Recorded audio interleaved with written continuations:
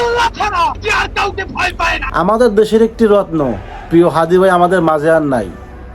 ইন্না লিল্লাহি ওয়া ইন্না ইলাইহি রাজিউন। তবে কুত্তালিক শুনে রাখ, হাদিরা জন্মায় কিন্তু কখনো মরে না, তারা বেঁচে থাকে প্রতিটা মানুষের অন্তরে। আর তোরা যারা কুত্তালিক আসোস, তোদের ধ্বংস আজ থেকে শুরু। কথাটা মাথায় সেভ করে রাখ।